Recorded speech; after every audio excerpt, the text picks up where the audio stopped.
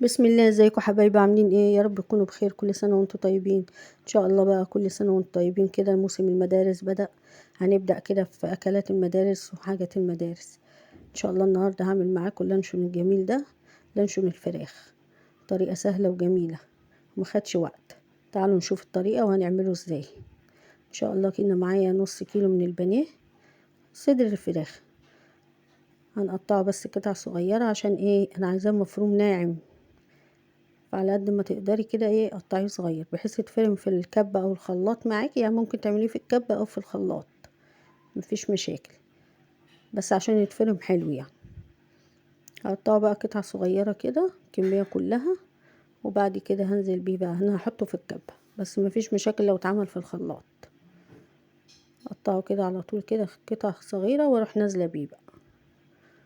حاجة نضيفة كده ببيتك وتفرحي بيها اولادك ان شاء الله. هنبدأ كده على طول، نسمي الله ونشتغل. هنزل بيهم بقى نص كيلو الاول في الكبة وهضربه هطحنه كده لحد ما يتفرم فرمة حلوة ويبقى ناعم خالص.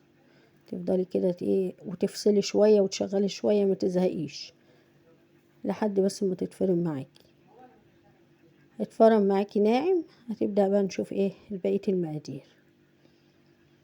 يعني ما شاء الله النص كيلو اداني كمية حلوة، ازيد من كيلو لانشون.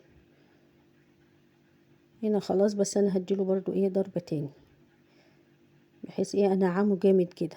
مش هسيبه يعني، مش هستعجل عليه، هفضل افرم فيه كده لحد ما يبقى ناعم خالص. اهم حاجة عشان الوصفة تبقى ايه ناجحة. كده خلاص ضربته اهو وهركنه على جنب. تعالوا بقى نشوف بقية المقادير. نص كوباية من النشا، وهنزل عليها بكوباية مية ساقعة، وهقلبهم بقى لحد ما النشا تدوب في المية تمام. هنزل بقى ببقية التوابل عليه، بس اهم حاجة تدوبي النشا حلو بحيث ما يعملش ايه تكتلات معاكي.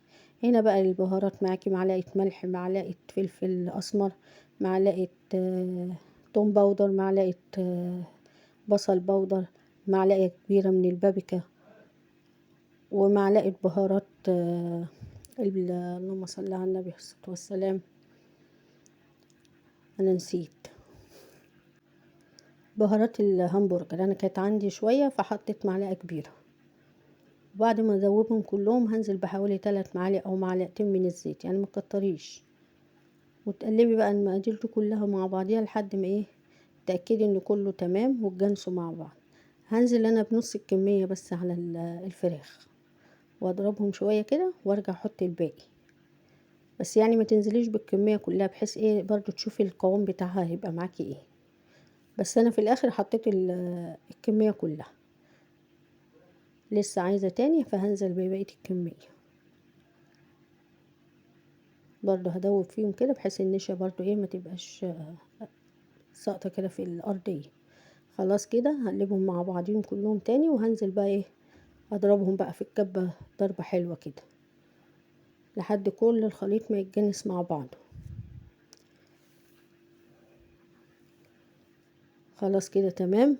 انا عندي هنا اكياس حراري، خدت كيسين وهحط فيهم. انا كان ممكن احط الكمية كلها في كيس واحد، بس انا قلت هعملهم على كيسين. جبت كيسين حراري كده من عندي، حطيت نص الكمية هنا ونص التاني في الكيس التاني. يا ريت لو وصلتي معايا لحد هنا ما تنسينيش بقى في الشير واللايك والاشتراك في القناة، وربنا ما يحرمني منكم ابدا. هتشوفي بقى الكمية على زي ما انت عايزة بقى، عايزة تحطيهم في كيس واحد براحتك، عايزة تعمليهم على مرتين براحتك، بس انا قسمتهم على مرتين.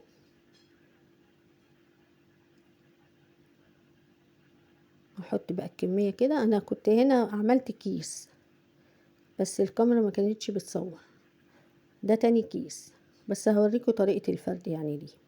انا هنا خلصت الكمية كلها. هبدأ بقى انزلها من لتحت كده. الحاجات اللي لازقة من فوق دي هنزل كله واسويه. وبعد كده ايه بأي حاجة بقى رفيعة عندك ان شاء الله، حتى لو مسطرة بتاعت الولاد. ايوه كده. تبدأي تنزلي الخليط كله وتسويه. وبعد كده تبرمي بقى الكيس وتخرجي الهواء منه على قد ما تقدري. برومي جامد. بصي انا رجعت فكيته تاني، حسيته انه فيه تهوية. هبدأ بقى تاني تبرمي فيه جامد لحد ما تخرجي الهوا منه. دي كان تاني كيس، والكيس الاولاني محطوط اهو. برضو هفرده تاني وهخرج برضو الهوا منه. هشيل بس اروق حواليا كده وهرجع تاني ايه هوريك. ما شاء الله اداني كمية حلوة، يعني ما شاء الله اكتر من كيلو. ممكن تعملي ربع كيلو، يعني مش شرط تجيبي نص كيلو بانيه، ربع كيلو ممكن برضه هيعمل كمية حلوة معاكي. هجيب بقى ورق الفويل وهلفه فيه اهو، برضه تبرمي فيه على قد ما تقدري، ما تخليش برضه فيه تهوية كده، وتخليه على قد الكيس. وتبرمي بقى ايه عكس زي البونبونية كده، كل طرف عكس كده التاني. هعمل الجزء التاني الكيس التاني. وهنا كنت حاطة برضه حلة على النار تغلي، اول ما خلصت كانت المية غلت. بس تحطي تلت الحلة مية، مش تمليها، تلتها مية بس، بحيث برضو ايه ما تغرقيهاش. وهبرم زي ما قلتلك برضو عكس ايه بعضيهم كده زي البونبونية او الملبس، وهربطهم كده جامد. عايزة تلف خيط براحتك، مش عايزة انا محطتش لان هما كانوا ماسكين كده جامد اهو. تلت الحلة يا دوبك مية. انا هنا حسيت ان المية برضو زيادة، شلت كوباية مية صغيرة مج كده العادي. خلاص اهو، وهسيبهم بقى. خدوا بقى ما شاء الله كده ساعة الا تلت، ساعة الا ربع الوقت ده. خلاص كده وهسيبهم بقى مع نفسهم، تستعجليش عليهم. هغطي عليهم بس برضو تبصي بحيث المية لا تنشف، يعني كل شوية تبصي كده لقيت المية نشفت او قربت خلاص ولسه، تروحي مزودة مية سخنة، بس برضو ما تغطيهمش. هنا خلاص انا طلعتهم وسبتهم كمان لما هديوا شوية عشان اعرف ايه امسكهم واشيل ورق الفويل من عليه.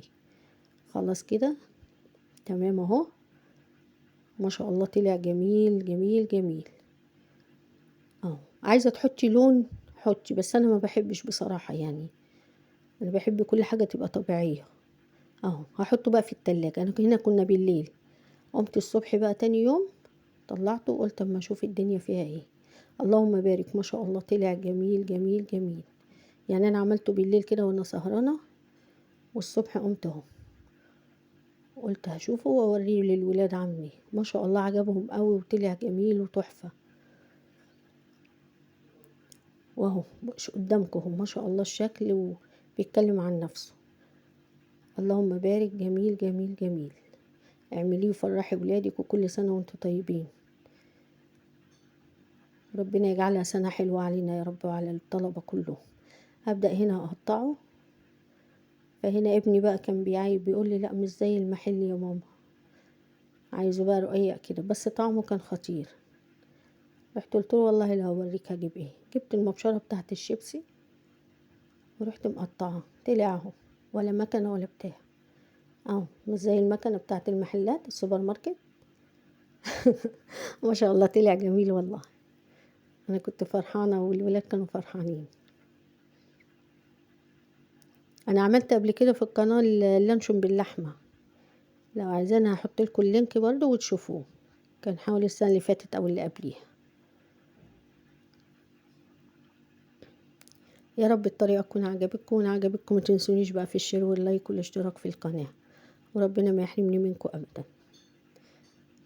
يلا قومي اعملي كده وفرحي ولادك، وربنا يجعلها سنة حلوة عليكم وعلينا وعلى المسلمين جميعا يا رب، وعلى الناس كلها.